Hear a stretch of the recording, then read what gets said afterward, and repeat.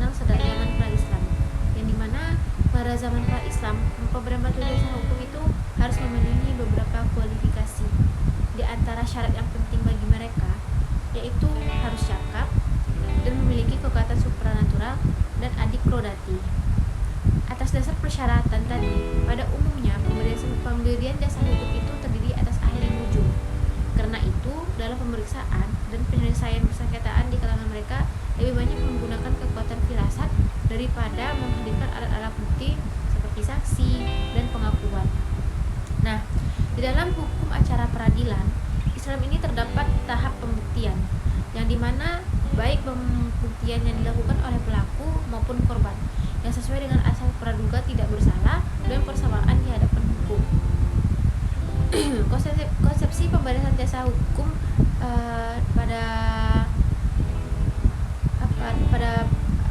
dari perspektif Islam ini itu terbagi menjadi 3 bagian, yang dimana yang pertama yaitu hakam, yang kedua mufti, yang ketiga musali alai.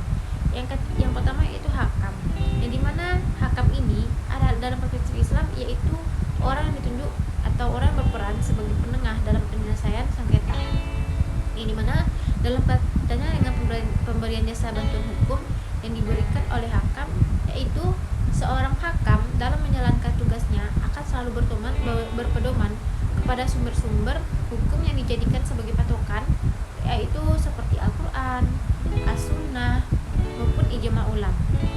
Yang kedua yang seperti kita jelaskan tadi yaitu yang seperti saya sebutkan tadi yaitu mufti, yang dimana mufti ini yang ditekan sebagai orang yang memberikan fatwa. Fatwa di sini yaitu kewajiban atas suatu pertanyaan yang tidak begitu jelas hukumnya. Sedangkan mufti ini sendiri yaitu secara terminologis ialah orang yang dipercayakan kepadanya tentang hukum-hukum Allah untuk disampaikan kepada manusia. Dalam tataran konsep hukum nasional, keberadaan mufti ini yang perannya sama dengan konsultan hukum atau penasihat hukum, yaitu tugas pokoknya memberikan nasihat hukum kepada orang atau masyarakat yang sangat membutuhkannya. Baik, di sini yang akan saya jelaskan yang 3 yaitu musali alai, yang dimana musali alai ini artinya memutus pertengkaran atau perselisihan, yang dimana secara terminologinya adalah jenis akad untuk mengakhiri perlawanan antara 2 orang yang berlawan. Nah, di dalam perspektif Islam, subjek yang melakukan perjanjian disebut dengan musali, yang dimana perkara yang menjadi objek perselisihan musali anhu ini dan pihak-pihak yang memberikan jasa itu disebut dengan musali alai. Sumber yang menjadi rujukan utama dari pelaksanaan musali alai ini tidak jauh berbeda dari mufti. Mereka juga sama-sama mengambil patokan yaitu Al-Quran dan As-Sunnah Nabi Muhammad SAW. Dalam konsep hukum Islam, jelas Islam itu kan memandang wajib terhadap penegakan hukumnya, bukan kepada adanya penegak atau lembaga hukumnya. Dari itu ada beberapa hal yang harus dapat diperhatikan. Yang pertama yaitu pemberian jasa hukum itu kepada klien dalam upaya penegakan hukum dasarnya harus karena Allah semata. Yang kedua, jangan memberikan jasa hukum kepada klien atas dasar kebencian terhadap pihak lain. Yang ketiga, harus menjadi saksi atas segala bukti dan fakta dari masing-masing klien yang jujur yang klien yang dibelanya itu secara jujur dan benar.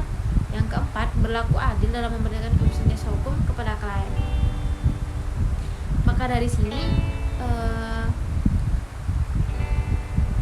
bahwasanya sangat penting ketika bantuan jasa hukum ini dipandang diambil dari perspektif Islamnya, karena bagaimanapun yang akan menjadi sumber patokannya yaitu akan menjadi yang dimana yaitu sesuai yang kita anut yaitu Al-Quran dan As-Sunnah Nabi Muhammad SAW.